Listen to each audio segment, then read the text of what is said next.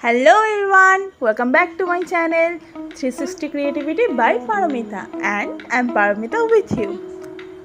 I guess thumbnail দেখে আপনারা সবাই জেনে গেছেন যে আজকে আমরা কোথায় যেতে চলেছি। Yes, you guys are right.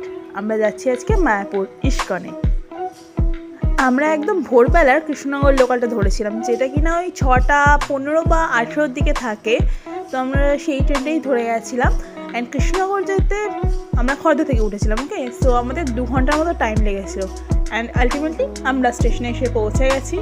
এরপর আমরা টোটো করি, অ্যান্ড সেটা করে আমরা যাই ইস্কনে। ঠিক আছে, অ্যান্ড আমরা ছিলাম হচ্ছে নামহট্ট ভবনে। এটা হচ্ছে সেই প্লেসটাই। সো আমাদের এখানে 3টে রুম বুক ছিল। অ্যাকচুয়ালি 2টো রুম ছিল এই নামহট্ট ভবনে, আর একটা ছিল বংশী ভবনে। আমরা অ্যান্ড দিদা দাদুরা, বড় মাসিরা এইখানে ছিলাম, অ্যান্ড মামারা ছিল হচ্ছে ওই বংশী ভবনে।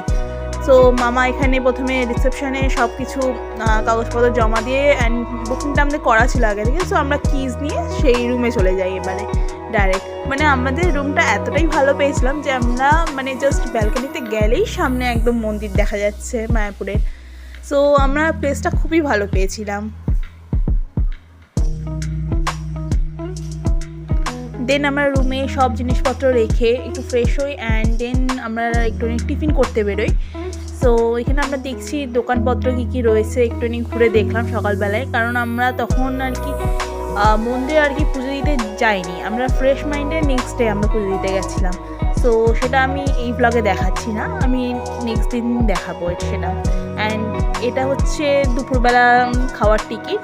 অ্যান্ড দুপুরে খাওয়ার তো ভীষণ ভালো ছিল, আপনি যে কোনো জায়গাতে খেতে পারেন। আমরা প্রথম দিনকে গদা ভবনে খেয়েছিলাম, অ্যান্ড ওটা সত্যিই খুব ভালো ছিল। তাহলে আজকের ভিডিওটা এখানেই শেষ করছি। দেখা হচ্ছে পরবর্তী ভিডিওতে।